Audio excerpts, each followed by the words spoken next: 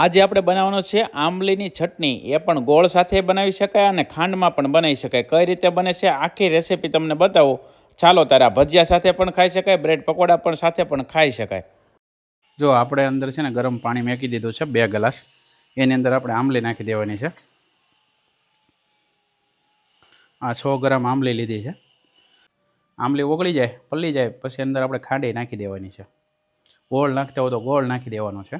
અને ચટણીને ઘાટી કરવા માટે આ જે આપણે પાવડર બનાવ્યો છે આ ટોસનો, એ નાખી દેવાનો છે. આ એકદમ દેશી ચટણી બને અને કોઈ પડીકું નાખીને બનાવી નાખો એવી નહીં. જો સરસ મજાના ઉભરા આવે છે. અને હવે આપણે આંબલી ઓલરેડી ગરમ થઈ ગઈ છે, 2 ઉભરા આવી ગયા છે. હવે આંબલીને ઘડીક આમનું પડી રહેવા દેશું. એની અંદર આપણે ખાંડ નાખી છે 3 ચમચી જેટલી. ખાંડ ઓગળી જાય અને જો તમે ગોળ નાખતા હોય તો 60 થી 70 ગ્રામ ગોળ નાખી દેવાનો.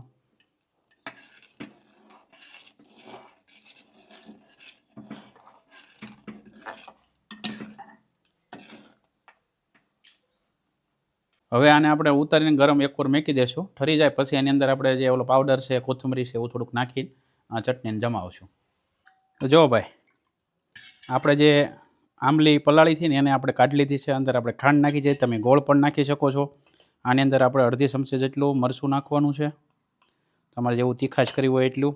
ત્યારબાદ આપણે ધાણા જીરાની 1 ચમચી નાખી દેવાની છે, જેના લીધે ટેસ્ટ બહુ સારો આવશે. અને પછી તમારે છે ને ભાઈ, જે આપણે આ ટોસ લીધા છે ને તેનો ભૂકો નાખી દેવાનો, એકદમ ઘાટી કરી નાખશે. આ 3 નંગ ટોસ નાખ્યા હતા અને ચટણી તમને બનાવશે 1 નંબરની. આ આવી ગઈ કોથમરી. આ એકદમ દેશી ચટણી છે. આ તમે ભેળ બનાવો ને એમાં પણ નાખી શકાય. ટોસનો ભૂકો જ્યારે આખો પલશે ને એટલે એકદમ ઘાટી થઈ જાય. જો અત્યારે કેવી છે, 2 થી 3 મિનિટ જાય ને એટલે એકદમ છે ને ભાઈ ઘાટી ચટણી થઈ જાય.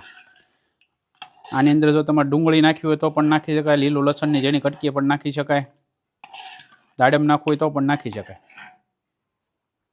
જરૂરિયાત મુજબ આપણે મીઠું નાખી દઈશું અને હજી થોડીક કોથમરી નાખી દેવી એટલે છે ને ભાઈ આનો જે ટેસ્ટ છે ને ચટણીનો લાજવાબ બની જાય. તીખી લાગે, ખાટી લાગે ને થોડીક મીઠી લાગે.